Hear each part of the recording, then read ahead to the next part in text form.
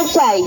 আমার বাবাকে যারা যারা মারছে তাদের সবাই যাতে ফাঁসি হয়, কেউ যাতে না বাঁচে, এবং যাদেরকে এখনো ধরা হচ্ছে না তাদেরকে যাতে দ্রুত ধরা হয়। এজাহারে যাদের নাম নেই, 4 জনকে যে বাদ দেওয়া হয়েছে 4 জনকে যাতে এজাহারে যুক্ত করা হয়। 1 মাসের ভিতরে যেন বিচার কার্য শেষ হয়। আমরা হুমকি পাচ্ছি না, কিন্তু আমরা এখনো আতঙ্কে আছি, কারণ টিটু আমাদের টার্গেট করে রেখেছে, এবং যারা মানে মাস্টার মাইন্ড যারা তাদের সবাই তারা হুমকি পর্যন্ত অপেক্ষা করবে না, তারা আমাদের প্রতি হামলা দেবে। আমরা ভয়ে স্কুলে যেতে পারছি না, বাইরে বেরোতে পারছি না।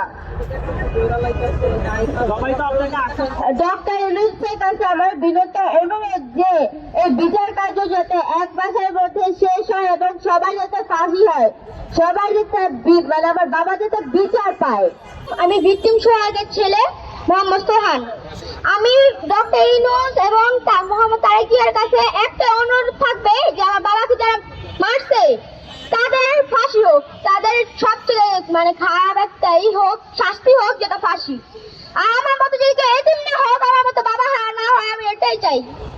আমার বাবাকে যারা মারছে তাদের ফাঁসি হোক, শাস্তি হোক।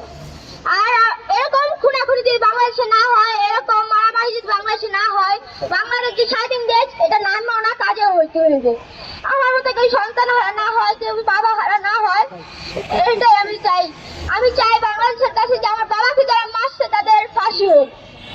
আপনি এটার যে সুষ্ঠু বিচারটা সেটা আপনি করেন, অন্তত আপনাকে যেন আমরা সবাই সম্মানের চোখে দেখতে পারি যে না স্যার আপনি কোনো দিকে তাকাবেন না, কোনো দিকে না। আপনি জানেন যথেষ্ট প্রমাণ আছে এটার, আপনাকে কেউ জবাবদিহি করতে পারবে না যে তুমি কেন করলো এটা, এই জবাবদিহি কেউ করবে না স্যার আপনাকে। তো এটা পড়ে কিন্তু যথেষ্ট প্রমাণ আছে, সিসিটিভি ফুটেজ আছে, আপনি সেগুলো দেখেন, হয়তো দেখছেন আপনি ইতিমধ্যে, কিন্তু আপনি নিজে থেকে এটা সুষ্ঠু বিচারটা করেন 1 মাসের ভিতরে।